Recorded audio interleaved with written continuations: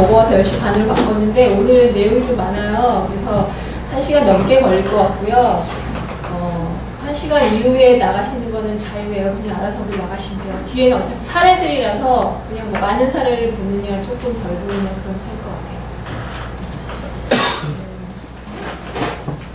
대부분 다 지난번에 오셨던 분들 같으니까 앞에는 빨리빨리 넘어가도록 할게요. 모바일에 대해서 이제 얘기를 할 거고요. 모바일에 그냥 전반적인 모바일 환경보다는 모바일 인풋 디자인에 좀 포커싱이 되어 있어요. 그래서 예전에 우리가 저희도 PC에서 데스크탑 쓰던 경험을 가지고 이제 모바일을 바라보고 있는데 이게 모바일 최적화랑 조금 갭이 있기 때문에 그 최적화된 UX를 제공하려면 어떻게 이제 디자인을 해야 되는가 그런 관점에서 다양한 사례들을 살펴보도록 하겠습니다.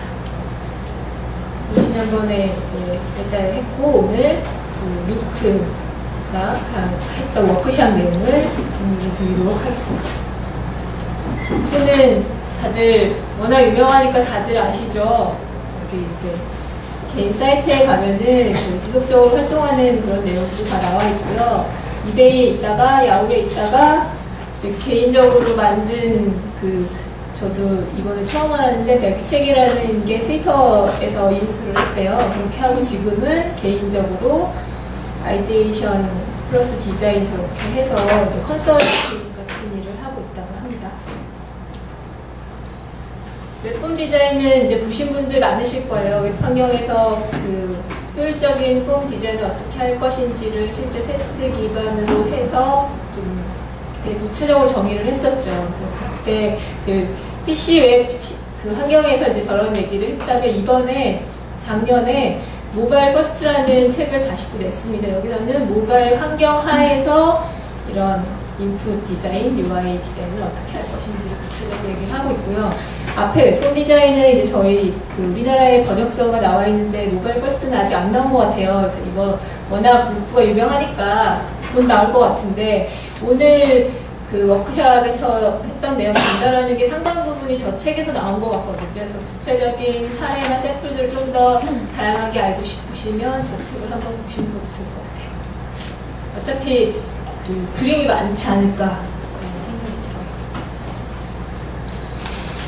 들어요. 제목은 모바일 인풋 디자인을 좀 상세하게 세밀하게 바라보기였고 실제 워크숍 했던 환경을 찍은 거예요. 되게 열정적으로 아침 8시 반부터 거의 6시까지 굉장히 오랜 시간 동안 엄청나게 많은 정보를 줘서 저도 지금 그걸 다 얘기를 하려고 생각하니까 마음이 되게 급해요.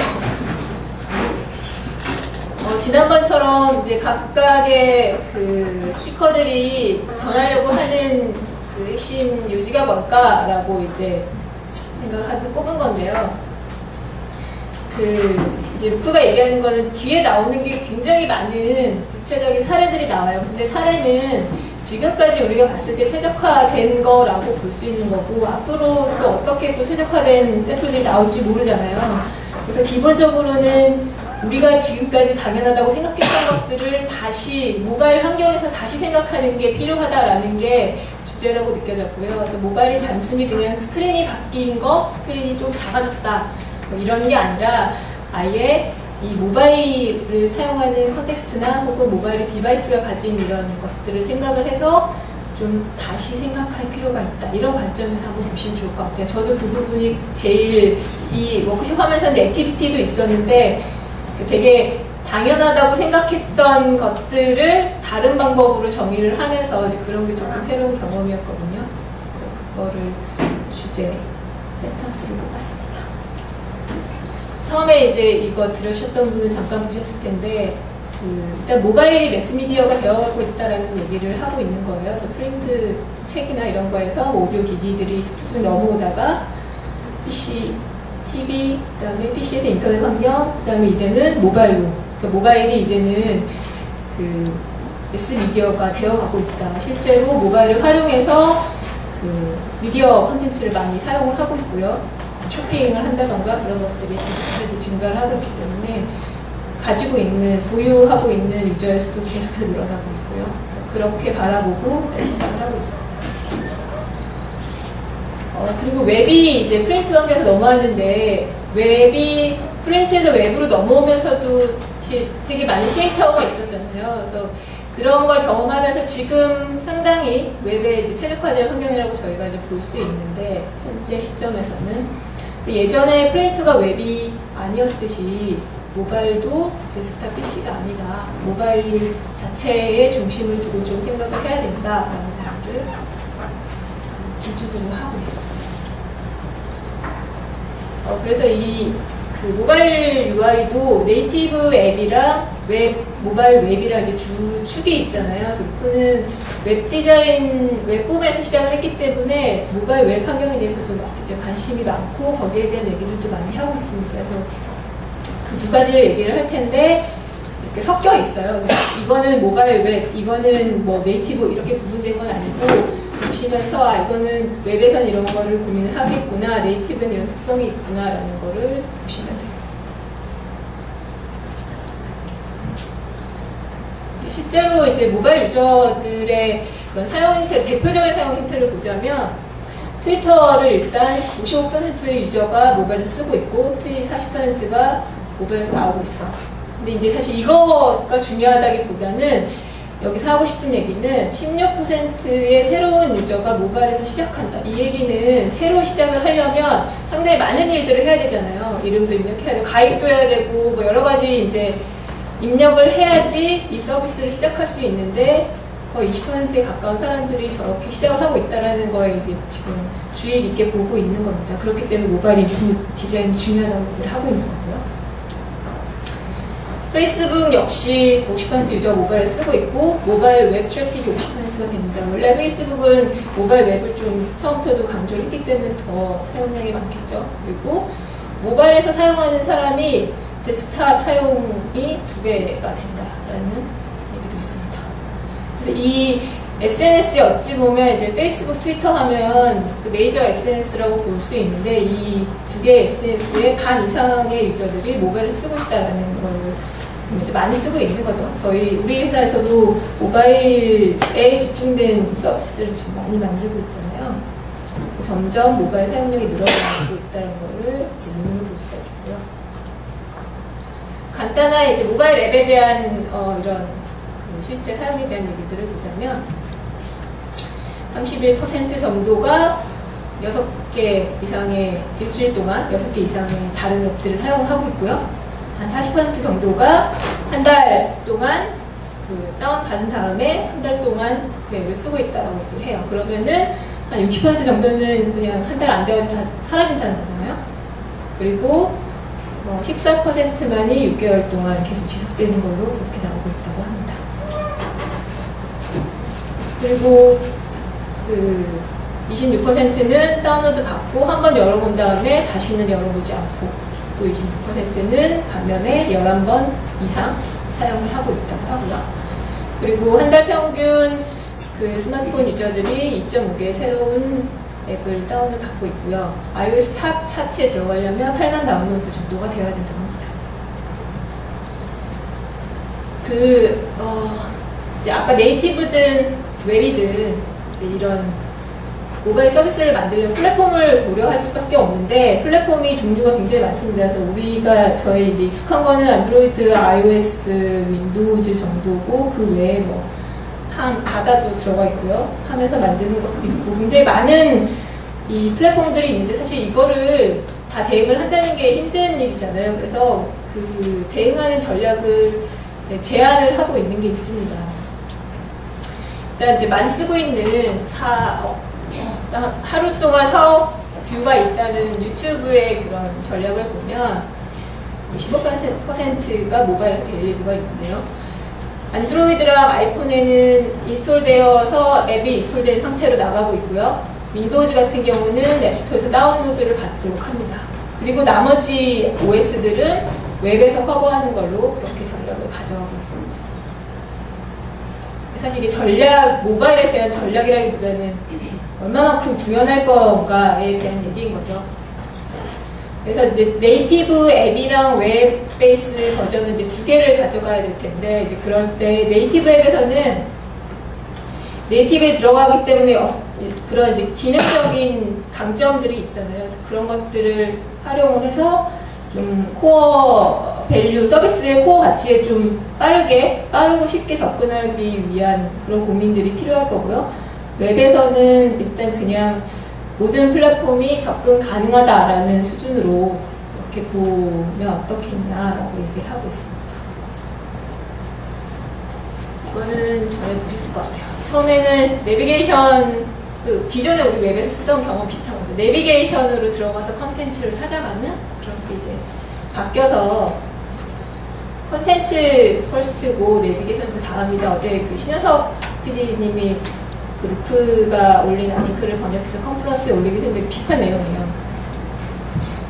예전에는 이제 내비게이션, 머릿속으로 무슨 정보를 찾아가겠지라고 하고 설계를 했지만 이제는 정보, 모바일 유저들은 그냥 찾으려고 하는 게 굉장히 명확하기 때문에 그 서비스에서 표방하는 가치를 빨리 보여주는 게 훨씬 좋다라는 얘기를 하고 있는 겁니다. 예로 보자면 플리커 예전 버전이랑 인스타그램이에요.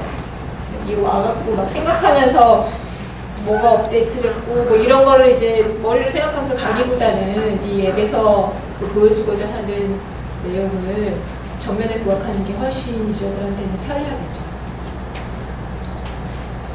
내비게이션 컨텐츠 영역이 이제 좀 작은데 저런 컨텐츠 영역을 늘리는 것들을 웹에서도 고민을 하고 있습니다.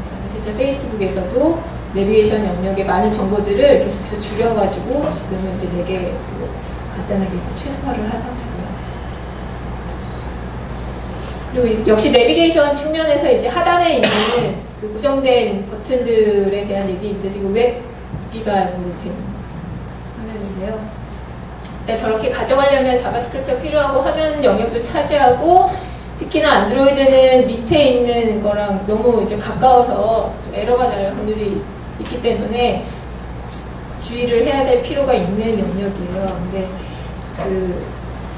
이게 이제 오른손잡이를 기준으로 했을 때 하단 부분이 입력하기 좋다 보니까 iOS 같은 경우는 이거를 디폴트로 이제 가져가고 있고요.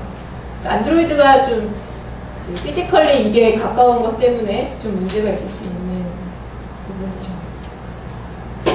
네, 여기 실제 유저들이 얘기를 하는 게 저 스페이스바랑 버튼이 너무 붙어 있어가지고 자꾸만 잘못 누른다 이런 얘기가 실제로도 있고요. 그래서 안드로이드가 이제 UI 가이드가 정리되어 있잖아요. 거기서는 그 밑에 있는 탭바를 사용하지 말 것을 권장을 하고 있습니다.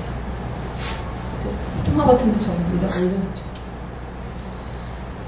그리고 역시 이제 내비게이션 측면에서 이전으로 돌아가는 버튼. 이거 저희도 예전에 모바일 웹 할 때 이전 버튼을 어떻게 할 거냐 해가지고 얘기들이 많았는데 브라우저에 있는 이전 버튼을 사용할 걸 권장을 하고 있습니다. 굳이 이렇게 공간도 없는데 이걸 굳이 이렇게 제공해야 되겠냐. 특히나 안드로이드는 하드키로 이전 버튼이 있기 때문에 더더욱 필요가 없겠죠. 그래서 이제 안드로이드 가이드에서는 위에 이제 액션바에다가 이전이라는 레이블을 쓰는 거를 쓰지 말라라고 얘기를 하고 있습니다. iOS에서 나오는 이전 버튼인데요. 저것도 표시하는 방법이 여러 가지가 있는데, 구체적으로 그 화면의 이름을 보여주는 거랑, 그거를 축약해서 보여주는 거랑, 아예 그냥 자르는 거랑, 그 다음에 이제 좀 유니버설한 화살표로 표현하는 거랑. 가장 좋은 거는 내비게이션에서 가장 중요한 기능이 내가 어디로 가는지를 알려주는 거잖아요. 그래서 그 화면의 이름을 보여주는 게 제일 좋겠죠. 그게 너무 길거나 그럴 때는 제일 밑에 있는 것도 고려를 해볼 수 있겠습니다. 내비게이션에서는 일단 내비게이션 메뉴에 너무 많은 것들을 담으려고 하지 말고 탑 내비게이션으로 가는 퀵 액세스를 제공할 필요가 있고, 이건 이제 웹 환경에서 필요한 거겠죠. 요새는 많이들 하잖아요. 위로 올라가는 것들. 메뉴 링크를 그냥 줄 수도 있겠고요. 그리고 밑에 이제 바텀 메뉴는 뭔가 이제 그걸 추구를 해서 이것저것 찾아볼 수 있게 하는 용도로 사용할 수 있겠고요. 하지만 제일 밑에 있듯이 백 버튼이나 밑에 이제 고정해서 바텀에다가 뭔가 버튼을 주는 건 좀 피하는 게 좋다라고 얘기를 하고 있습니다. 네, 여기서부터가 이제 앞에는 저번에 얘기했던 거를 이제 보신 분들도 좀 있을 거예요. 여기부터가 워크숍에서 했던 내용을 중점적으로 얘기를 할 건데요. 이 모바일이 가지는 제약 사항들, 그리고 인풋 필드나 타입이나 그 마스크 같은 걸 활용하는 방법, 그 다음에 모바일 폼에 대한 얘기들 크게 세 가지 축을 할 거예요. 그래서 그런 샘플들이 좀 있고, 하드웨어에서는 뭐 센서라던가 보이스 인식이라던가 뭐 이런 것들, 이런 그 모바일의 어떤 기능적인 이런 강점, 이런 것들의 가능성, 이런 것들이 조금 있습니다. 그래서 위에 있는 1, 2, 3번을 좀 주로 얘기를 할 예정이고요. 모바일의 제약은 뭐 다들 알고 계시잖아요. 일단 스크린이 작고, 배터리 문제 있고, 네트워크가 중간에 끊길 수도 있고, 계속해서 쭉 이어지는 게 아니죠. 왔다 갔다 할 수도 있고, 그 다음에 손으로 터치를 해서 조작을 해야 되는 그런 거. 센서 같은 거 이제 강점이 될 수도 있겠고요. 그래서 근데 이 모바일의 제약을 이게 진짜 뭔가 제약으로 받아들일 거냐, 아니면 디자인이나 비즈니스에서의 오히려 이런 좋은 기회로 받아들일 거냐, 이런 측면에서는 차라리 그 좋은 쪽으로 생각하는 게 낫겠다. 지난번에도 잠깐 언급했던 카약 같은 서비스가 오히려 모바일 환경에서 가져오면서 기존의 많은 기능들을 버리고 나니까 그게 더 사용하기 좋고, 그걸 가지고 다시 웹이 바뀐 사례가 있었거든요. 그래서 그렇게 생각하는 게 더 나을 것 같고, 스크린 사이즈는 뭐 당연히 이 작은 공간에 대한 제약이 있는 거고요. 그 다음에 속도 문제가 있기 때문에 퍼포먼스를 고민을 해야 되고, 이 모바일에서 쓰는 서비스는 언제 어디서나 쓰고 있는 그 유시지를 고민을 해가지고 UI를 고려를 해야 되겠습니다. 그리고 이제 이 입구 필터, 이거는 제가 이거를 캡처를 시도했는데 너무 많아서 원본 자료를 보면서 설명을 드리려고 합니다. 혹시 너무 빠른가요? 괜찮으세요? 너무 빠르면 얘기해주세요. 손을 이렇게 드시면 제가 조금 속도를 낮춰요. 이게 슬라이드가 300장이 넘어요. 제가 제 예상컨대 한 150장 정도는 넘을 수 있지 않을까 이렇게 생각해요. 380장, 380. 앞에서 이제 이런 컨스트레인트에 대한 얘기를 했고, 이런 필드, 그냥 뭐 구체적인 컨트롤들에 대한 얘기를 하도록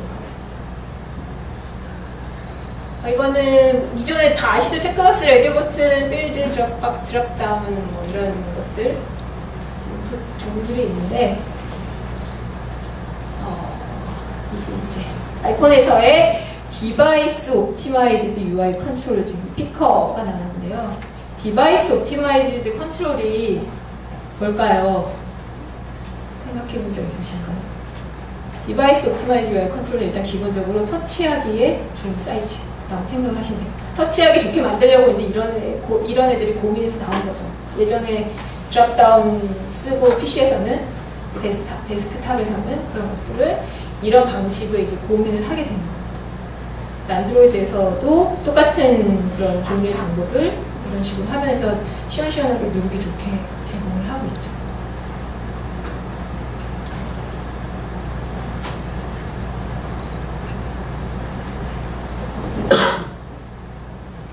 근데 이제 그 전형적인 우리가 많이 봤던 웹에서 이제 선택하던 방식, 좋지 않은 사례를 보여주고 있는 거예요. 그래서 이런 것들을 모바일에서 바꿀 때는 지금 여기 스태퍼가 화면에는 보이지는 않는데, 스태퍼는 iOS 5부터 새로 적용이 된 건데 하나씩 하나씩 올리는 거 있잖아요. 플러스 버튼 눌러서 저희 이제 스피드박스인가요? 그래서 그런 기능을 얘기하는 건데 일단 화면에서는 보이지도 않고요. 그 밑에 캘린더의 크기를 터치하기 좋은 사이즈로 해서 이걸 선택해서 저 필드 안에 바로 들어갈 수 있게 이런 방식을 찾을 수도 있고, 저 필드를 눌러서 입력을 바로 할 수도 있고, 이런 거 고민할 수 있겠습니다. 다 이제 사이즈 얘기를 하고 있는 겁니다. 누르기에 적합한 사이즈들. 그 모바일에서 터치 사이즈로 나오고 있는 가이드 되고 있는 수치를 혹시 아시나요? 컴포넌트 크기는 이만큼이 되어야지 터치하기 좋다. 혹시 아시는 분 계세요? 얼마지? 수치가? 얘기 안 하시는 분 아시면서 되게 쉬워요. 외우기도 쉬워요. 44픽셀. 아이폰에 저희 홈스크린에 있는 아이콘 크기가 이게 44, 44, 44 같더라고요. 그래서 일단 이게 제일 최적화된 누르기 좋은 사이즈라고 볼 수 있는데 모든 컴포넌트를 다 이렇게 보여줄 수는 없잖아요.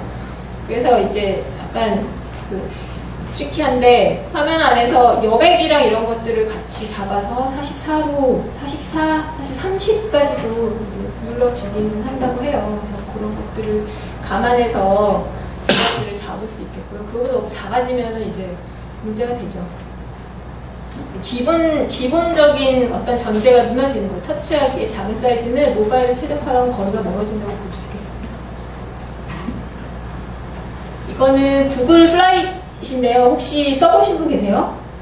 저도 처음 봤어요. 구글이 워낙 웹 기반의 이제 모바일에서 모바일 웹을 엄청 잘 만들잖아요. 저는 개인적으로 어떻게 하지? 속도도 엄청 빠르고 누르면 바로바로 피드백이 바로 오잖아요. 플라이트에 들어가면 일단 이제 한번 보세요. 이게 화면이 캡처된 게 몇 개가 없거든요. 근데 거기 가보면 기능들을 사이즈도 그렇고 기능들을 되게 고민을 많이 해서 했다는 걸 알 수 있어요. 그리고 뭐 가격이 바로바로 실시간으로 막 나온다던가 지도에서 선택하면 그게 바로 막 인풋이 간다던가 이런 게 굉장히 잘 만들었어요. 여기서도 이게 이제 같이 연결된 화면인데 밑에 이제 데스티네이션을 선택할 때 현위치는 당연히 로케이션 저거는 이제 많이 쓰잖아요. 입력하기보다는 현위치 버튼으로 위치를 잡을 수 있고 목적지 같은 경우는 내가 입력할 수도 있겠지만 지도를 보여줘서 저렇게 바로 탭을 해가지고 선택할 수 있게 이런 것들도 모바일에서 최적화시키기 위한 고민들이라고 볼 수 있겠죠. 되게 상당히 고민을 많이 하면서 만든 UI로 보이더라고요. 그리고 역시 이제 캘린더 터치하기 좋은 사이즈로 만들고요. 그리고 이게 여행하는 플라이트이 이제 항공권을 예약을 하는 거잖아요. 그럼 출발이랑 돌아오는 거랑 하면 이 달이 저렇게 넘어갈 수도 있잖아요. 그래서 보통 캘린더가 뭐 2월 1일부터 28일까지, 3월 1일에서 31일까지 이렇게 하는 게 아니라 달을 저렇게 겹쳐 있어서 여정이 저렇게 겹칠 때 손쉽게 선택할 수 있고 이런 것까지도 좀 세심하게 선택한 고민을 한 말이죠. 그리고 누르면 저렇게 가격이 바로 나와요. 저 어떻게 저렇게 빨리 나오게 했을까 되게 궁금하더라고요. 그리고 여기 이제 그 컴포넌트들 중에서 모바일에서 좀 되게 특색 있는 애가 슬라이더라고 할 수 있는데 아까 다른 뭐 라디오 버튼, 체크박스, 버튼 이런 거는 이미 우리에게 이렇게 다 익숙한 거고 슬라이더나 피커 같은 경우는 이제 모바일에서 굉장히 최적화된 아이라고 볼 수 있는데 여기서도 슬라이더를 이용해가지고 그 정해진 그 구간 내에서 정보를 선택하기 좀 쉽게 모바일에서 터치 기반에서 그런 고민을 하고 있고 그 밖에도 아까 얘기했던 입력 필드 옆에 현재 위치라던가 지도로 연결되는 버튼 같은 것들이 인풋을 좀 편리하게 하게끔 하는 그런 자잘한 기능들이라고 볼 수 있겠습니다. 심지어는 이게 이제 모바일 웹인 거죠. 그리고 구글 웨더는 혹시 써보신 분? 우리는 잘 쓰긴 하죠. 웨더로 그냥 검색하면 구글에서 웨더를 검색한 모바일에서 바로 떠요. 저렇게. 저도 이제 이번에 처음 해봤는데 밑에 여기 슬라이더가 있거든요. 이게 정말 놀라운 게 이게 움직이면 정보가 같이 막 바뀌어. 위에 이제 그 시간 날씨가 다 바뀌는 건데 위에 뭐 습도, 바람 이런 거 기온을 말할 것도 없고 그게 그냥 한 번에 바뀌더라고요. 지역을 바꿀 수도 있고. 그래서 이런 간단한 인터랙션으로 정보를 손쉽게 확인할 수 있는 방법들. 물론 이제 개발할 때 간단한지는 잘 모르겠지만 일단 쓰는 사람 입장에서는 상당히 편리하게 제공이 되는 UI 컨트롤이라고 볼 수 있겠습니다. 이런 모바일에서 슬라이더를 활용하는 거를 UI를 고민하실 때 생각을 해보시면 아이디어들이 많지 않을까 싶어요. 우리에게는 대체로 다 익숙하지 않은 컨트롤이잖아요, 슬라이더는. 이거는 잘못된 하고요. 그래서 이제 이거는 그 각각 플랫폼에서 제공하는 컴포넌트들, 표준 컨트롤들을 있는 거고요. 이렇게 위에 탭처럼 돼 있는 세그먼티드 컨트롤 같은 것도 있고요. 피커도 있고 슬라이더도 있고 뭐 스위치도 있고 있습니다. 구체적인 그 하나하나씩 상세한 것들을 뒤에서 다시 보도록 할게요. 웹OS에서도 거의 다 되죠. 저기 양쪽에 모바일 플랫폼에서 하는 것들이. 이런저런 정보들이 있다는 거. 우리 잘 안 하는 이런 거 있잖아요. 선택된 거 표시하고 안으로 들어갈 때 정보가 더 있다라는 거 이렇게 표시가 되고, 이런 것들이 기본적으로 표준 그 스탠다드에서 얘기하는 기본적으로 지켜야 될 것들이라서 이런 거는 잘 알고 있는 게 좋겠고요. 커스텀 컨트롤들을 많이 만들기도 하는데, 기본적으로 컨트롤은 당연히 플랫폼에서 제공하는 게 훨씬 좋겠죠. 눈에 보이는 거는 예를 들면 스위치 같은 거를 보이는 거는 스위치처럼 예쁘게 커스터마이징 할 수 있겠지만 각각의 컨트롤들이 가진 속성을 다 담아줘야 되기 때문에 사실 쉽지만은 않을 것 같아요. 그래서 설계하실 때 커스텀 컨트롤을 사용할 때는 좀 그런 고민도 같이 해야 될 필요가 있겠습니다. 효율성을 좀 생각을 해야겠죠. 그래서 이제 네이티브 컴포넌트들을 하나씩 좀 상세하게 볼 거예요. 그래서 iOS를 기반으로 해서 iOS가 이제 가이드가 제일 잘 되어 있으니까 iOS를 기반으로 안드로이드랑 모바일, 윈도우즈 모바일, 윈도우즈를 같이 보도록 하겠습니다. 제일 먼저 이제 텍스트 빌드예요. 여기서부터는 하나하나 항목들에 대한 특징들을 이제 얘기를 하게 될 건데요. 이미 다 알고 계실 수도 있고 많이 썼으나 이런 거까지 해야 되는지 몰랐다 그럴 수도 있겠는데 한번 보면 좋을 것 같아요. 텍스트 빌드 안에는 안에 이 텍스트 빌드 안에 무슨 정보를 넣어야 되는지 그거를 보여줄 수가 있고요. 앞에. 그리고 어떤 식으로 정보를 넣어야 되는지 샘플을 보여줄 수가 있어요. 요 안에다 다 넣을 수가 있고요. 그리고 여기다가 이미지를 넣을 수가 있어요. 커스텀 이미지를 왼쪽이나 오른쪽에 넣을 수가 있는데, 왼쪽에 넣을 때는 이 정보의 어떤 인디케이션이 되도록, 예를 들면 이름을 넣을 때 프로필 사진 같은 게 나온다거나 그럴 수 있겠죠. 오른쪽에다 이미지를 넣을 때는 추가적인 다른 액션을 하도록 가이드하는 그런 용도로 단순한 텍스트 필드지만 이걸 활용해서 할 수 있는 것들이 여러 가지가 있습니다. 버튼이 들어갈 수도 있겠고. 안드로이드랑 윈도우즈에서는 이런 식으로 제공을 하고 있고, 윈도우즈는 에딧박스라고 해서 이제 한 줄도 들어가고 여러 줄도 들어갈 수 있도록 그렇게 제공을 하고 있습니다. 그리고 텍스트 뷰는 여러 줄의 텍스트가 들어가는 거고요. 안에 이제 스크롤이 생기겠죠. 그리고 폰트랑 컬러랑 이런 얼라인 맞추는 것들을 할 수 있습니다. 지정할 수 있습니다. 그리고 이거 이제 알고 계셨는지 잘 모르겠는데, 우리도 이제 UI 이렇게 보다 보면 어떤 애들은 예를 들면 패스워드를 넣을 때 대문자가 안 나온다던가 하여튼 이런 것들이 이제 키패드가 다 다르게 나오잖아요. 근데 이 입력 정보에 따라서 키패드 트리거가 가능하거든요. 아까 텍스트 필드에서 불러오는 키패드를 예를 들어서 이게 지금 전화번호 입력한 키패드인데, 전화번호 입력하는 애는 얘가 아니라 얘가 나오는 게 더 쉬울 수도 있잖아요. 전화번호 키패드를 부를 수 있고요. 이메일 주소를 입력하는 데서는 이렇게 나오고 알파벳이 나오는 걸로 가능하고요. URL을 넣는 거를 지정을 해주면 이렇게 /.com 이런 애가 나오는 상태로 호출을 할 수가 있습니다. 그리고 이제 키보드를 불러오는 거를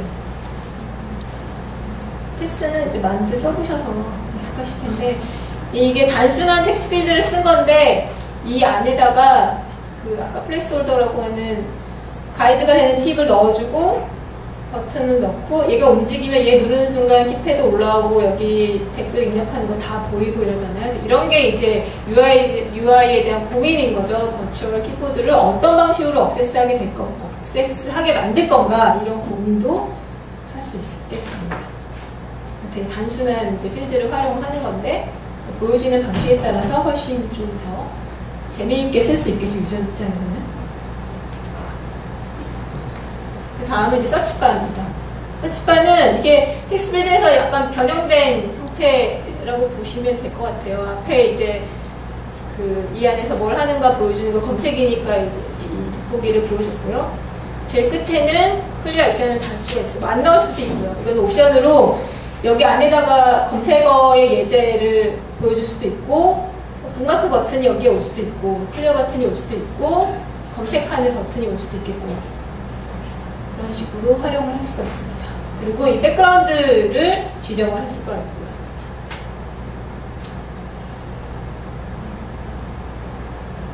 안드로이드에서는 그 서치뷰 위젯이 아이콘화돼서 디폴트로 제공이 된다고 해요. 그래서 여기에 굉장히 많은 기능이 들어가 있는데 보이스 서치도 되고 최근 검색어 추천도 되고 커스텀 쿼리 그냥 추천 검색어 같은 것도 보여지게 할 수 있는 기능이 있다고 해요. 되게 구글답죠. 보여지면 별게 요 안에 다 들어가 있는 보이스 서치도 되고 히스토리도 나오고 서제스트 나오고 이런 컴포넌트를 기본적으로 제공을 하고 있습니다. 그리고 스콧바는 이게 이제 이거는 메일에서 많이들 보셨죠. 서치 박스랑 같이 세트로 움직이는 애예요. 그러니까 검색된 결과 내에서 그걸 더 좁혀가는 용도로 사용을 할 수 있겠습니다. 컬러 같은 거, 디바이더랑 그리고 활성화, 비활성화된 상태에 대한 것들을 커스터마이징 해서 사용할 수 있는 아이고요. 그러니까 기본 컴포넌트를 사용하면서 컬러나 뭐 백그라운드 같은 것들도 바꿔서 쓴다는 거죠. 그리고 피커 메뉴. 피커 메뉴는 이제 누구나 다 예측 가능한 그런 값들을 옵션으로 보여주고 선택할 수 있도록 제공하는 겁니다.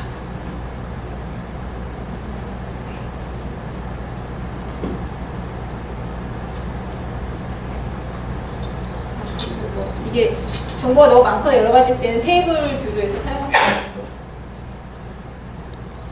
그리고 안드로이드랑 윈도우즈에서는 이런 식으로 제공을 하고 있고요. 윈도우즈는 이게 5개까지밖에 안 된다고 해요. 리스트 피커가. 피커박스 이런 여러 가지들. 피커 메뉴가 너무 많죠. 그리고 멀티플 피커 메뉴는 이렇게 여러 가지 옵션들을 한 번에 이제 선택할 수 있도록 하는 거고요. 각각의 이제 따로따로 들어가는 거죠. 이게 4개까지 된다고 하더라고요. 그리고 모든 조합이 나중에 최종 값이 되는 거고, 이게 뭐, 그러니까 시간이나, 아니면 날짜나, 뭐 이런 것들을 할 때 사용을 할 수 있겠습니다. 많이들 이거는 보신 거죠. 그리고 안드로이드에서는 이런 식으로 제공하고 있고요. 윈도우즈는 이렇게 비슷한 기능을 제공을 하고 있습니다. 이 피커 메뉴의 장점은 조합이 가능하죠. 이 정보, 저 정보를 다 섞어가지고 입력할 수 있는 장점이 있어서 그런 종류의 정보들을 선택할 때 유용하게 사용할 수 있겠습니다. 슬라이더는 아까 이제 얘기했던 굉장히 이게 모바일 최적화된 기능 중에 컨트롤 중에 하나라고 볼 수 있고 되게 세밀한 조정을 할 때 사용을 할 수 있겠습니다. 이것도 이거를 덤이라고 부르는데 이 프로그램 이름, 얘는 트랙이고 다 바꿀 수 있습니다. 이거 이미지 바꿀 수 있고 색깔 바꿀 수 있고 얘도 바꿀 수 있고 넓이, 이거 높이, 길이 다 바꿀 수 있습니다. 안드로이드랑 윈도우즈에서는 이런 식으로 제공을 하고 있습니다. 얘는 조금 그렇게 직관적이진 않죠. 그리고 스태퍼가 iOS 5부터 나온 거라서 아직까지 많이 보지는 못하셨을 거예요. 이게 하나씩 이제 증가시키는. 아까 뭐 여행하는 이런 호텔 예약하고 이런 UI를 보여드렸는데, 항공권 끊을 때도 어른 한 명이야? 뭐 이런 거 물어보잖아요. 그럴 때 이제 한 명, 두 명 누를 때 그거 키패드 열고 숫자 누르고 이렇게 하는 것보다는 훨씬 빠르겠죠. 디폴트 값은 이렇게 그냥 플러스 마이너스로 나오는 거고요. 여기다가 이 정보까지 보여주면서 사용하기는 훨씬 더 편리하겠죠. 그리고 이게 iOS도 그렇고 계속해서 이 컨트롤들이 새로운 컨트롤들이 나오고 모바일에 적합한 컨트롤들이 지속적으로 이제 업데이트가 될 걸로 그렇게 보고 있습니다. 안드로이드랑 윈도우즈에는 아직 없는 컨트롤입니다. 스위치는 다들 많이 아시죠? 선택, yes, no 버튼. 안드로이드랑 윈도우즈도 제공을 하고 있고요. 그리고 비슷한 걸로 체크박스를 스위치처럼 사용을 할 수가 있습니다. 선택을 하면 온, 풀면 오프 이런 용도로 쓸 수 있겠죠. 그리고 테이블 뷰, iOS에서 테이블 뷰가 있고요. 아까 말씀드렸듯 선택한 거를 이런 식으로 체크 표시를 해서 명확하게 표현을 해줍니다. 그리고 이 안에 뭔가 입력하고 들어가서 그 값을 설정하고 난 다음에 이 테이블 뷰가 나타나는 경우도 있는데 그때는 옆에 이제 어떤 값을 선택해 있는지 인디케이션을 보여주는 게 훨씬 명확하겠죠. 이거는 윈도우즈나 안드로이드의 레디오 버튼이랑 같은 기능이라고 보시면 되겠습니다. 하나만 선택하는 거죠. 세그멘트 컨트롤은 아까 말했죠. 분류하는 거예요.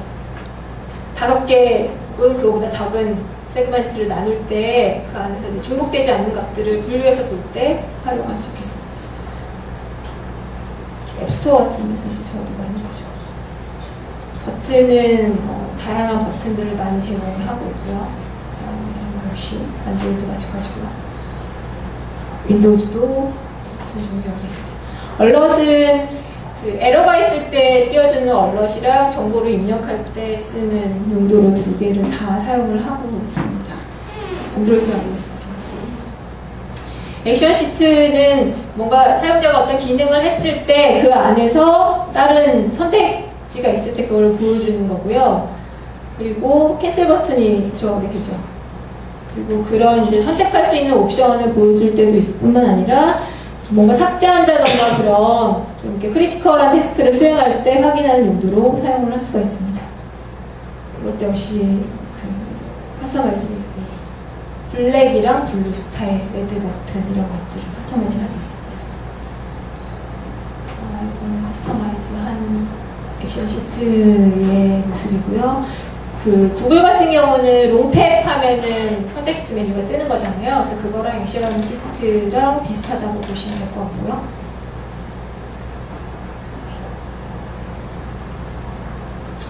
이거는 나중에 한번 보세요. 이거 윈도우즈랑 iOS랑 안드로이드의 동일한 컴포넌트들을 어떻게 표현하고 있는지를 모아놓은 거거든요. 그래서 비슷비슷한 용어를 쓰기도 하고 살짝 다르게 쓰기도 하고 하는데 그 개발하시는 분들이랑 얘기를 할 때는 가능하면 그 플랫폼에 맞는 용어를 커넥션하는 게 훨씬 명확하겠죠. 그래서 참고로 보시면 되겠습니다. 비슷한 이름들도 많이 쓰고 있긴 해요.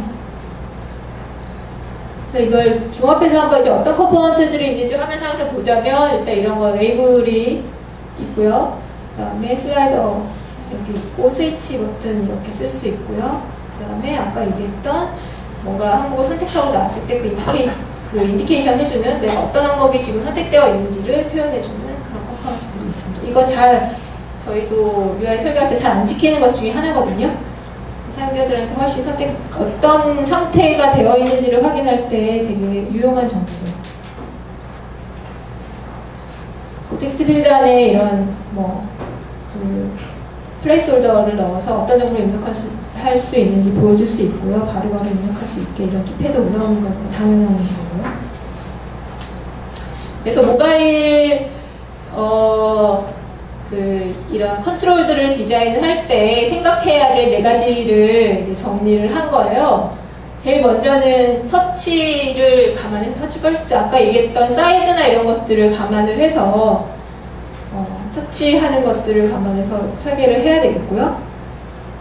그리고 그 키패드에서 이제 입력할 때 뭔가 키패드를 열고 바로 그냥 한 번에 쭉 입력할 수 있는 게 제일 좋거든요. 입력했다가 다시 또 나왔다가 선택했다가 다시 또 키패드 불렀다가 이런 것보다는 한 번에 이제 UI 입력해야 되는 값들이 집중적으로 이렇게 딱 설계가 되어 있는 게 가장 좋다고 볼 수 있고요. 태스크를 좀 잘게 쪼갤 필요가 있겠죠. 그리고 단계는 당연히 짧게 인풋 모드로 빨리빨리 접근할 수 있게 하는 게 좋겠고요. 이게 당연한 얘기 같은데 뒤에 이제 샘플들을 보면 저게 잘 안 지켜지는 경우들이 있어요. 이걸 이제 감안하면서 보시면 좋겠습니다.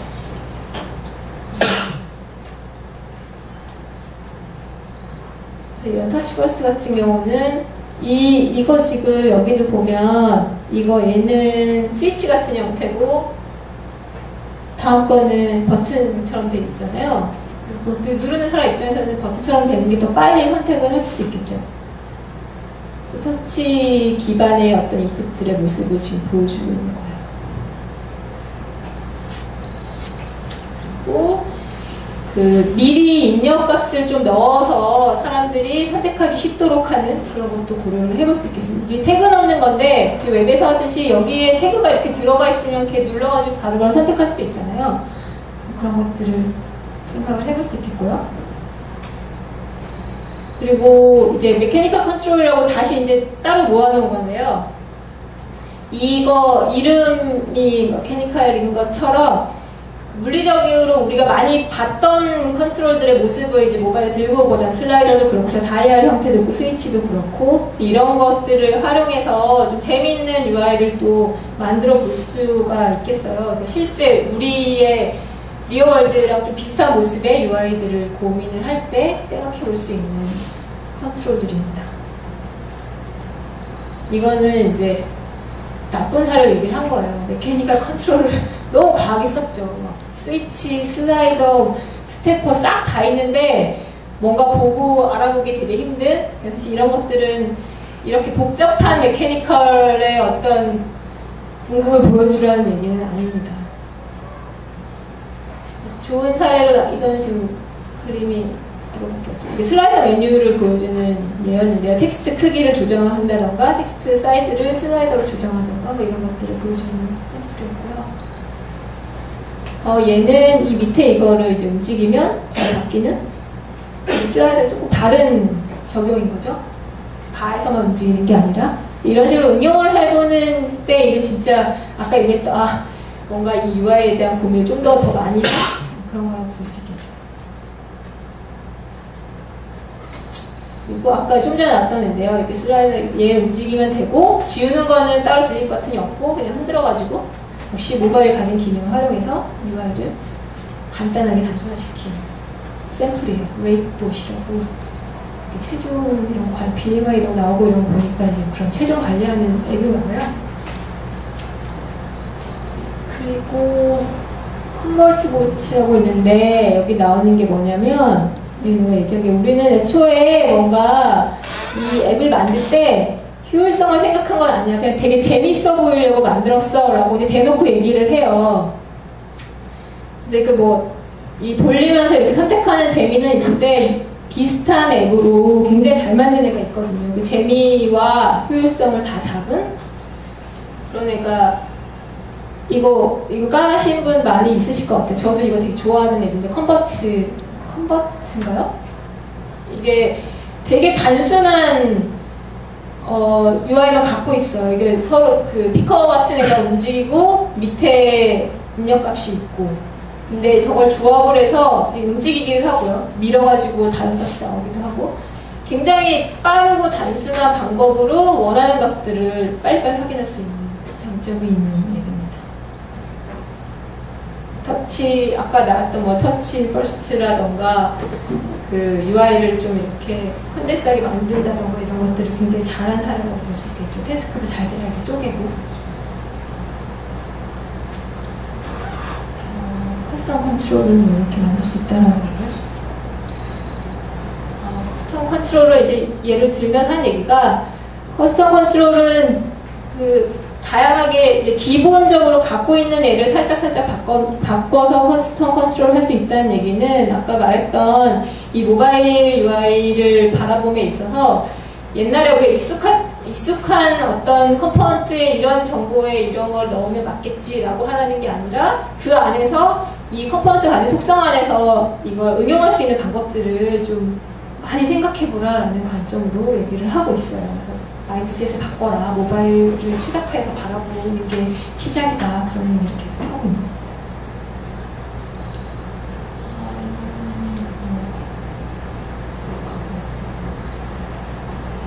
이건 멀티피커 여러 가지 한 번에 선택할 수 있는 이런 메뉴들도 있고요. 브라우저에서도 앞서서 나왔던 그런 컨트롤들이 지원이 됩니다. 아까 키패드를 트리거에서 불러낼 수 있다고 했잖아요. 정보에 따라서 트리거를 할 수가 있는데 브라우저에서도 역시 가능합니다. 인풋 타입에다가 넘버나 이메일이나 URL이나 데이트 렌즈를 넣음에 따라서 거기에 맞는 컨트롤들이 표현이 가능하다고 해요. 예를 들면 여기다 넘버를 넣으면 이렇게 숫자 나오게 할 수 있고요. 이메일을 넣으면 아까처럼 이렇게 이메일 주소 넣기 수월하게 그렇게 제공이 되고요. URL 넣으면 역시 네이티브처럼 만들 수 있습니다. 날짜 넣으면 이런 식으로 선택해서 넣을 수 있고요. 다 웹 브라우저 기반에서 하는 방법들. 시간도 마찬가지고요. 심지어는 이 슬라이더도 넣을 수 있다고 하더라고요. 사이즈도 바꿀 수 있고요. 이런 식으로. 그리고 텍스트 인풋 할 때 보면 제일 처음에 딱 들어가면은 대문자가 활성화돼서 나오는 경우들이 있잖아요. 그래서 이거를 꺼야 되는 사례들을 얘기를 하는 거예요. 오토 캡ιτ라이즈를 꺼야 될 때, 이메일이나 패스워드, URL 같은 거 넣을 때, 좀 입력하는 정보에 따라서 굳이 캡ιτ라이즈를 하지 않아도 될 때가 있잖아요. 이럴 때는 꺼주는 게 오히려 더 일반적인 사례에 더 가깝게 되겠고요. 오토코렉 기능도 있는데 이메일이나 패스워드 URL 역시 이거는 항상 뭐 스펠이 맞는 애들이 오는 건 아니잖아요. 그럴 때도 그 기능을 꺼주는 게 맞겠고요.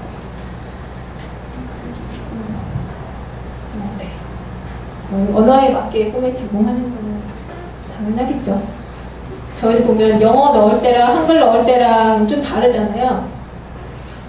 그리고 이렇게 전화번호 넣을 때도 마찬가지고 숫자가 나오게 이런 식으로 운영을 할 수 있겠죠. 네, 인풋 마스크는 이렇게 이제 원래 필드 안에 기본적으로 들어가 있는 옵션 혹은 저렇게 정보를 바꿔주는 애들을 인풋 마스크라고 하는데요. 패스워드를 저렇게 많이 보여주죠.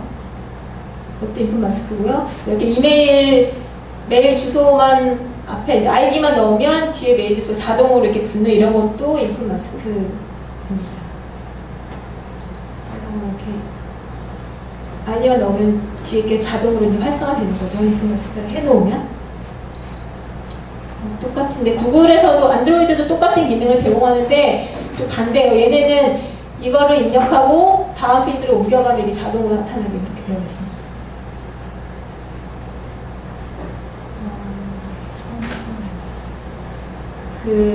이런 전화번호 안에 이제 전화번호 입력하는 걸 가이드로 이렇게 팁을 줄 수가 있는데 이게 입력하면서 하나씩 나타나는 것보다는 제일 처음에 보여주는 게 어떤 정보를 넣어야 되는지 알아보기가 좀 더 쉽겠죠. 그거를 얘기를 하고 있는 거고요. 근데 이제 이걸 넣을 때 마치 뭔가 답을 적듯이 이런 것들을 하지 않는 게 좋다라고 가이드를 하고 있습니다. 이거는 아까 이제 잠깐 언급했던 카약인데요. 이런 룸이나 게스트 숫자를 입력할 때 애초에 이제 디폴트 값이 이렇게 나와 있으면 굳이 입력을 안 해도 바로 선택할 수 있게 하는 장점이 있겠죠. 저희가 스태퍼를 활용하는 거나 디폴트 값을 뭐로 넣을지에 대한 고민을 하면 좀 더 사용하기 쉽게 설계를 할 수 있겠습니다. 생일 같은 것도 이제 디폴트 값에서 생일 입력할 때 어떤 애들은 누르고 들어가면은 오늘 날짜로 막 돼 있죠. 2012년 8월 10 며칠 이렇게 나오잖아요. 근데 사실 생일이 그 스마트폰 쓰는 사람 중에 2012년에서 바꾸려면 많이 바꾼 사람들이 많을 거잖아요. 그럴 때는 디폴트 값을 좀 생각해 볼 필요가 있겠죠. 유저에 따라서 1980년을 잡던 기준을 잡아서 좀 적게 움직이게 하는 것도 고려해 볼 수 있겠습니다.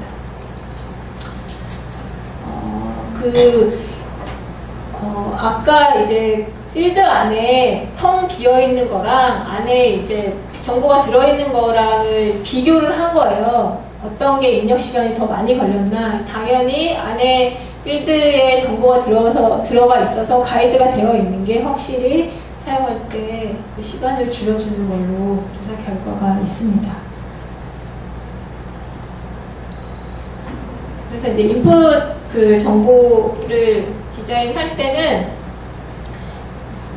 스탠다드 인풋의 그런 속성들을 좀 감안을 해서 설계를 하는 게 좋겠고요.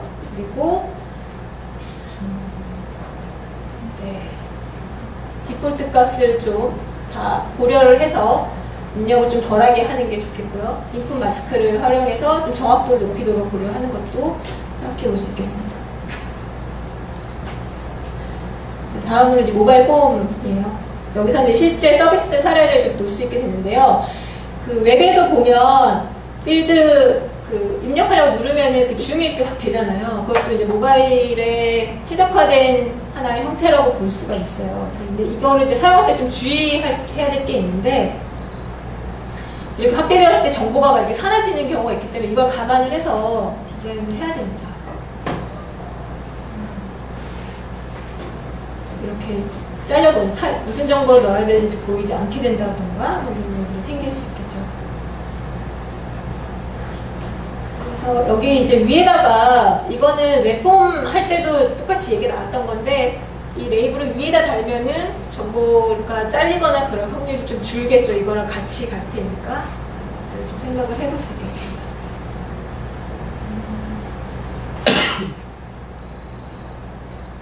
이런 것도 잘려서 보이는 거에 대한 사례들이고요.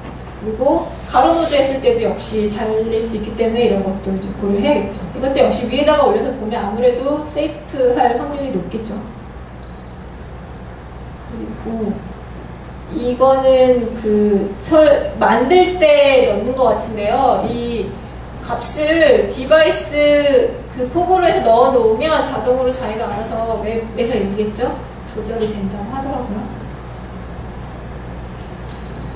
여기서부터가 이제 실제 그러면은 얘네들을 어떻게 최적화할 건가를 고민을 한 샘플이에요. 온라인에서 이제 빌링 인포메이션을 넣는 앤데요. 정보들이, 이건 위에다가 이렇게 정리해놓고 이렇게 했죠. 얘를 좀 더 간소화시키는 방법을 고민하자면 이거를 여기다 집어넣으면 훨씬 빨리 입력을 할 수 있을 거잖아요. 여기에서 이거 넣고 G코드 이런 거 집어넣고 이걸 여기다 집어넣으면서 일단 정보가 조금 간소화됐어요. 근데 여기에서 혹시 보시면서 이런 것들을 좀 한 번에 더 간단하게 모바일에서 사용하기 좋게 바꿀 수 있겠다라는 게 혹시 보이시나요? 앞에서 봤던 컨트롤들을 생각을 해보면서 뭐 바꿀 수 있을까요? 뭐가 제일 거슬리세요? 여기 입력할 때? 날짜요. 네. 날짜 바꿀 수 있죠. 이거 입력한다고 생각을 해보면 얘 한번 눌러서 띄우고 얘 한번 눌러서 띄워야 되잖아요. 이런 경우에는 여기는 뒤에 어딘가 나올 것 같은데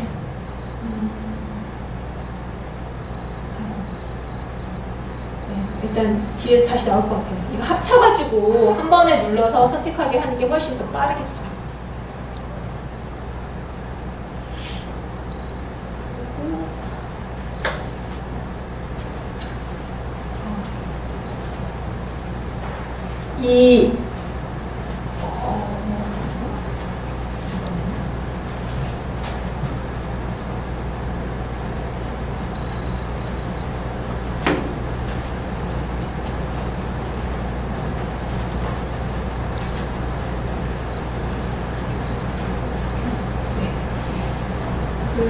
아까 정보 컨트롤 안에 기본적으로 가이드가 되는 정보를 넣어놓으면 조작 시간을 훨씬 줄일 수 있다고 했잖아요. 근데 좀 유의해야 될 게 있어요. 여기 정보를 너무 실제처럼 넣으면 사람들이 입력을 하지 않을 가능성이 굉장히 높다고 해요.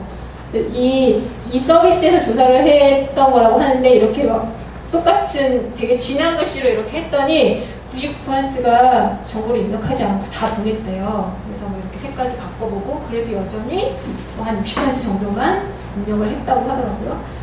그래서 폼을 디자인 할 때도 여기 지금 하이라이트 해놨는데 실제 누군가의 그런 진짜 정보 같은 여기다가 예를 들면 내 이름을 뭐 적는다던가 그런 식으로 넣어놓으면 오히려 그게 정보가 입력됐다고 생각할 수 있기 때문에 그런 것보다는 정보 이름을 적는 게 훨씬 더 낫습니다.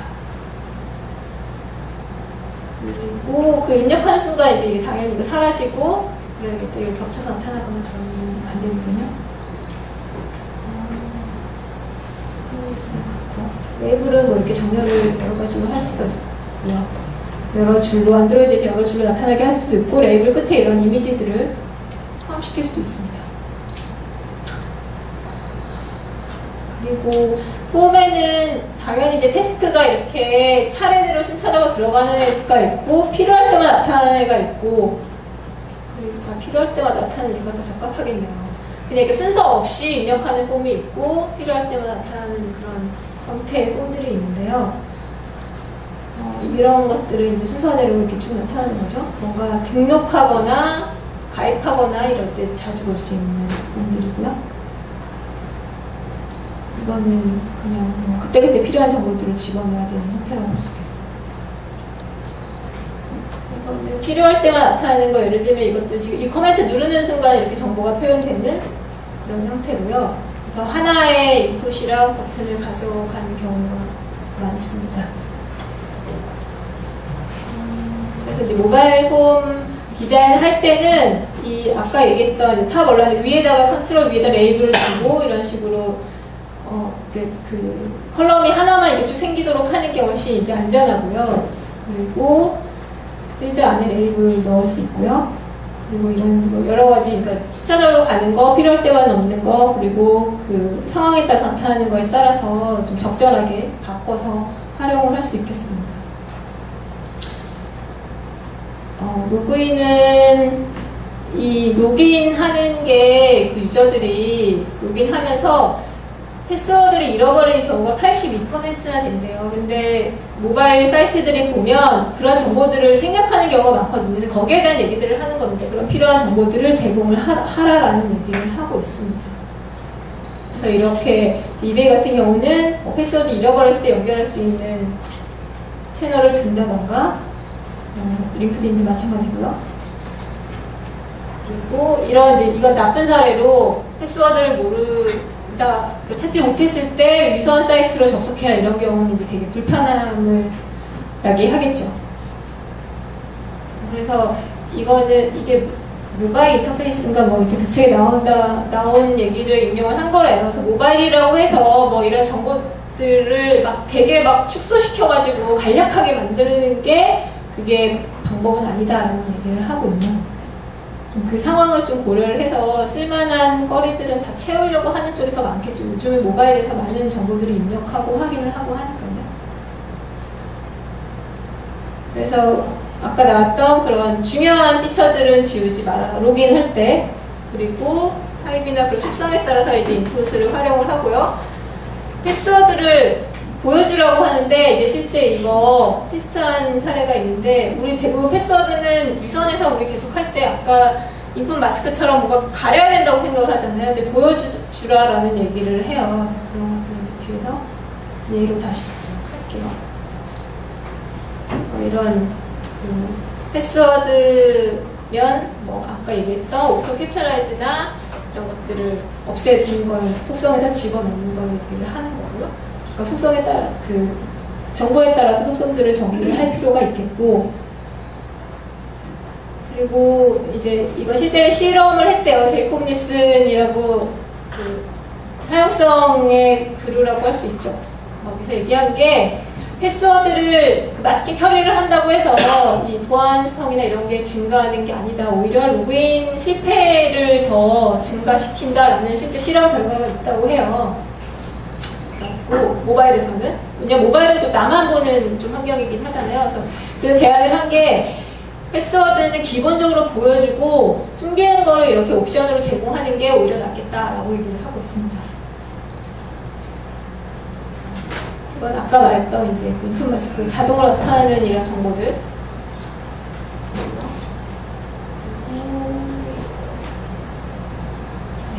잘된 사례로 나온 쿼라인데요. 여기서 뭐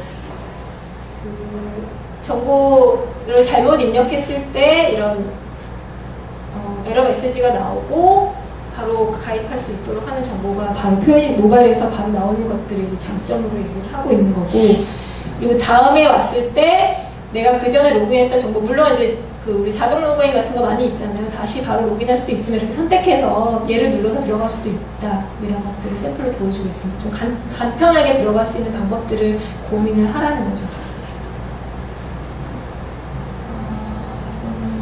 많이 쓰고 있다는, 그 싱글 사인온을 많이 쓰고 있다는 사례를 보여주고 있는 거예요. 페이스북이나 트위터를 활용해서 간편한 로그인 방법들을 이제 사람들이 많이 쓰고 있다, 이런 얘기입니다.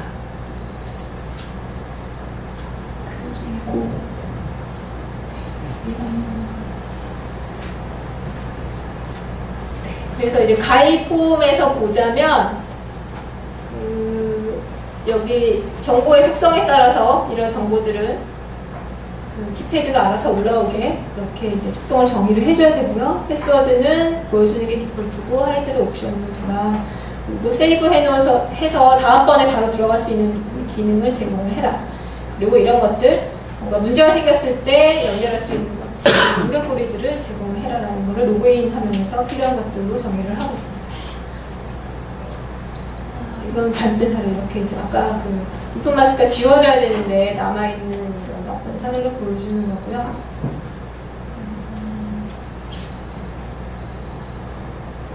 이거는 쇼핑하는 게 모바일에서 증가하고 있다는 얘기를 하고 있는 거고, 이걸 보면서 이제 아까 그 사례가 다시 나오는 거예요. 아까 그 보잉고에서 결제 정보를 입력하는 건데, 이 탑 온라인도 시켰고 안에 그 바로바로 즉각적으로 도움이 될 만한 이런 텍스트들도 필드 밑에다가 배치를 하고 이런 식으로 제공을 하고 있습니다. 이런 것도 디폴트도 당연히 이제 미국에 있는 사람들이 많이 접속할 거니까 디폴트 값이 이렇게 나오고, 고민을 되게 많이 했는데 이제 3단계에 걸쳐서 이렇게 가고 있는데, 이거를 다시 리디자인 하는 것들을 이제 좀 고민을 그때 했었어요.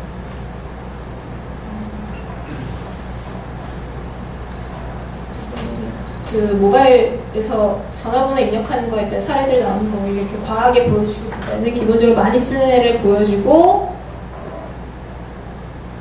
거기에 이제 속성에다가 이런 것들을 집어넣어라라는 얘기고요.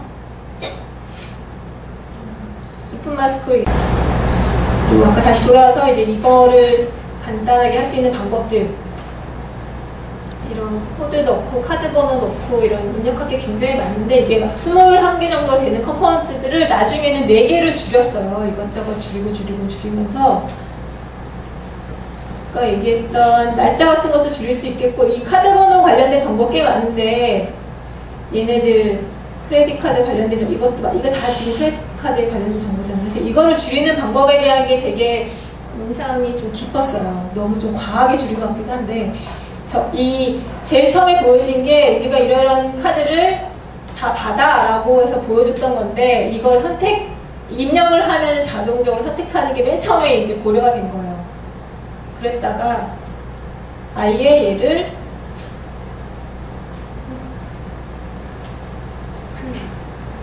나중에는 이거를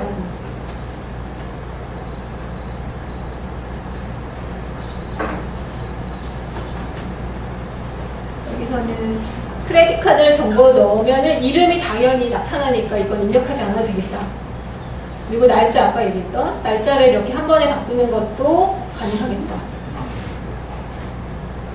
이렇게 표현할 수도 있겠죠. 입력 선택하지 않고 여기서 바로 입력할 수 있는 방법도 있겠고요.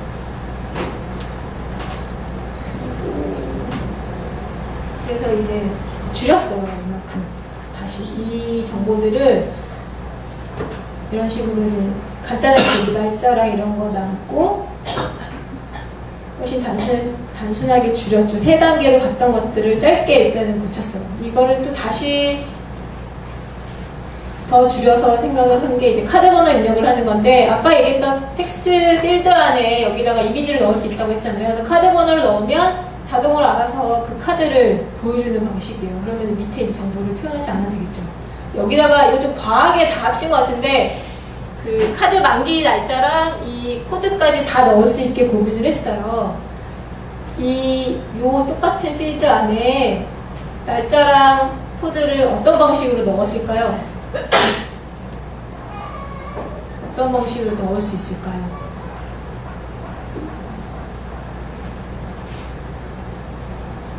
네, 시간 관계상 보여드릴게요.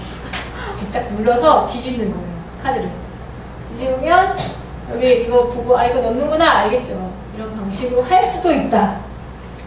라고 이제 정리를 했죠. 별별 아이디어가 다 났어요. 뭐 이렇게 페이팔을 끌어다가 뭐 한 큐에 뭐 하자 뭐 여러 가지들 나왔는데 이런 식으로 해서 아까 그 정보들을 결국은 하나의 화면에 이제 이 버튼까지 4개로 구축을 시켰습니다. 이거는 할 수 있는 것까지 다 줄여보자라는 관점에서 접근을 한 거고 생각을 해야 될 게 이런 홈을 만들 때 어떻게 하면 정보를 최적화하고 최소화하고 모바일에 맞게 붙일까라는 걸 고민을 많이 하라라고 그런 관점에서 볼 샘플인 것 같아요.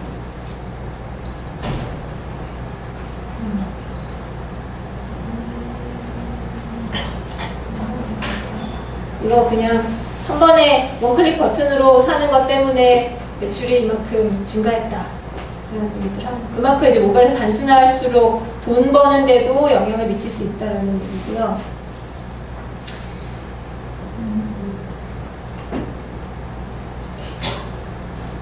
이거를 다시 지금 어저께 밤에 한번 보고 지금 보는 거거든요. 다 기억은 안 나요.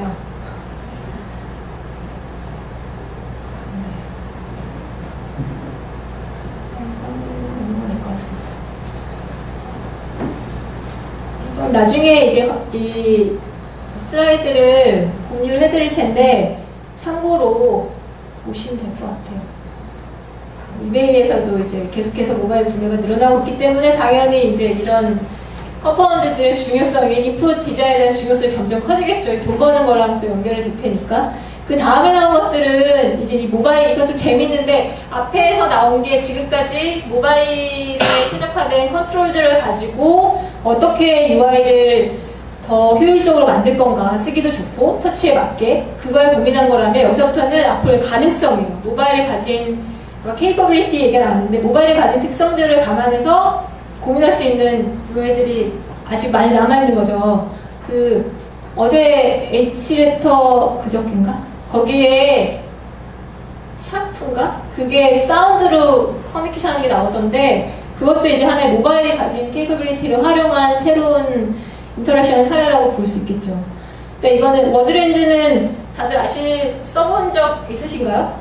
이렇게 카메라로 갖다 대면 자동으로 바로바로 번역해주는 그런 기능. 그러니까 모바일이 가진 카메라 기능으로 인터랙션을 인풋이 될 수 있는 거죠, 카메라가. 이런 거라던가.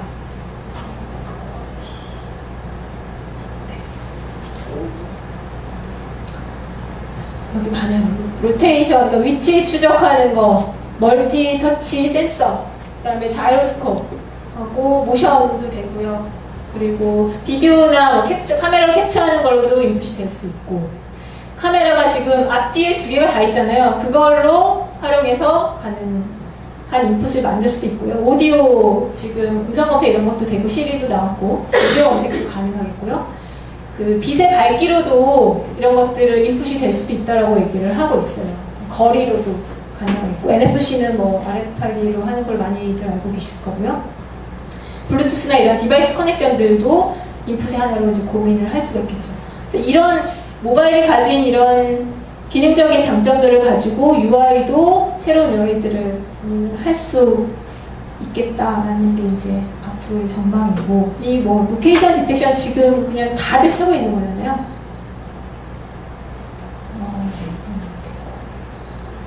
어느 위치에 있는지 바로 찾아주는 이런 것들을 많이들 쓰고 있고, 이것도 마찬가지고 멀티터치 이런 것도 지금 이제 다들 쓰고 있죠. 아까 나왔던 이런 것도 있고, 이거 아까 이거 사이즈 얘기 저희도 막 왔다 갔다 하느라고 해서 정보들이 막 섞여 있어요. 그 질문하면은 슬라이드를 막 집어넣고 뭐 이런 식으로 대화가 있어서.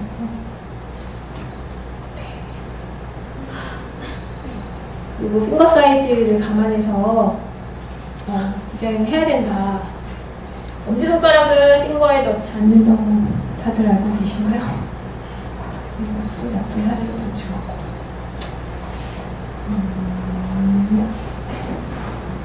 그리고 중요한 기능은 접근하기 되게 좋게 버튼이나 이런 것들을 좀 더 크고 명확하게 만들어야 된다. 그리고 컴포넌트 간에 이제 그 터치 타겟이 되는 컴포넌트의 사이즈도 중요하지만 그 컴포넌트 간의 여백도 되게 중요하거든요. 그런 것들을 좀 고민을 하라라는 얘기고요. 이 제스처는 이 루크 사이트에 가면 이 제스처를 다 그려놨어요. 그래서 나중에 다운받아서 뭔가 정리할 필요가 있는 분들은 이걸로 사용하시면 될 것 같아요. 되게 상세하게 다 정리해놨어요. 윈도우즈, 안드로이드, iOS 다 따로 정리해놨어요. 이런 식으로 이제 잘라서 쓸 수도 있게. 여기 가시면 됩니다. 그리고 이렇게 이 야후에서도 저는 이거 썼는데 스케치 서치 이렇게 영역 이렇게 지정하면은 자동으로 서치되는 그런 기능도 제스처 이런 것도 있고.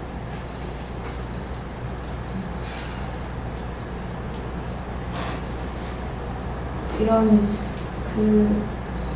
최근에 그런 것도 있잖아요. 아까 카메라로 인지하는 이런 거 나왔는데 갤럭시인가? 그거 이렇게 스마일 하면은 켜지는 뭐 이런 것도 막 나오고 그런 모바일에 재미난 것들이 있어요.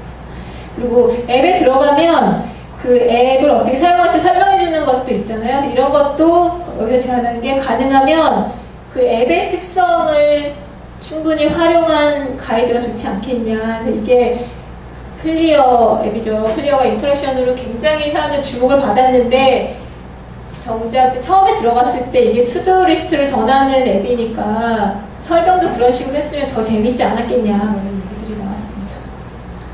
내추럴 유저 인터페이스는 터치가 되면서 계속해서 얘기가 되고 있는 거고요. 그리고 앞서도 얘기했듯이 내추럴 인터페이스가 되면서 내비게이션보다 오히려 컨텐츠를 가지고 조작을 하는 게 더 많아지고 있어요. 그래서 그런 것들을 좀 감안해서 UI를 고민을 할 수 있겠어요. 뭐 이런 아이패드 같은 경우도 여기 뭔가 버튼이 있거나 이런 게 아니라 바로 그냥 콘텐츠들을 뭐 던지고 조작해서 정보를 확인하죠. 그 위핫픽스라는 앱도 보면 사진 이렇게 던지면 날아가고 이런 것도 요새 막 구현하잖아요. 예전 같으면 이전 다음 뭐 화살표 버튼 뭐 이런 거 눌러가지고 했을 기회들을 콘텐츠를 어떻게 조작할 건가 이런 관점에서 아이디어를 내는 그런 앱들도 나오고 있습니다.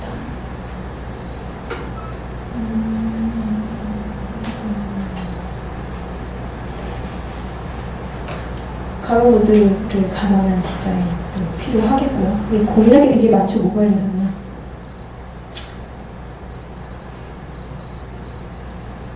네, 컴파스 기능도 활용할 수 있겠죠. 아직까지는 이걸 지도에서 보면 약간 쓰긴 하지만 뭐 이런 것도 감안을 할 수 있겠고요.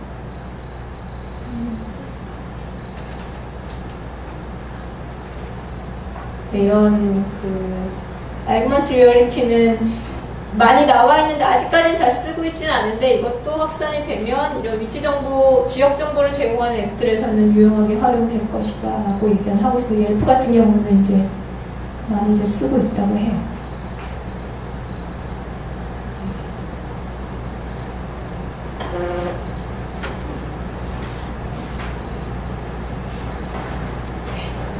그래서 모바일 웹이랑 네이티브 앱이랑 그런 캐퍼빌티 비교를 한 건데요. 로케이션, 위치 추적하는 건 양쪽 다 되고 컴파스도 되고 비디오 카메라 액세스가 네이티브 앱에 하나 더 추가된 기능적인 강점을 볼 수 있겠고요.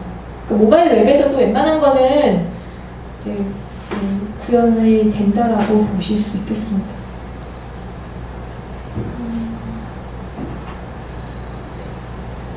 게임인 것 같던데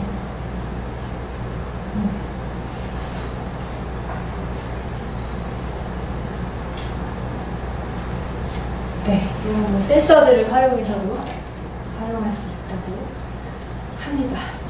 이 다음에도 그런 이 컨트롤들에 대한 카메라니 뭐 스캔하는 거, QR코드니 뭐 이런 것들이 이제 계속 나오는데요. 참고로 보시면 될 것 같고요. 아, 재밌는 게 우리나라 그게 하나 있었어요. 이거를 어떻게 찾았는지 진짜 궁금한데,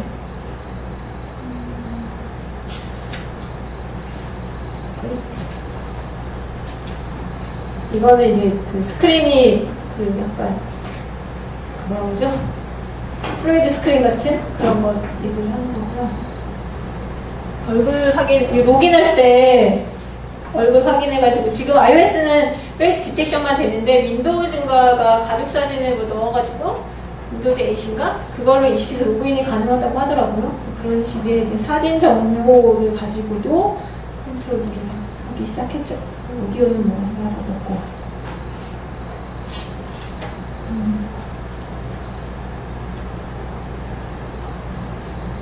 보시면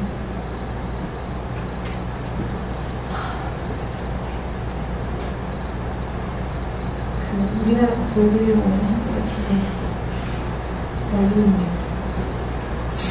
아 이거다. 저도 안 써봤어요. 이게 코스트코인가?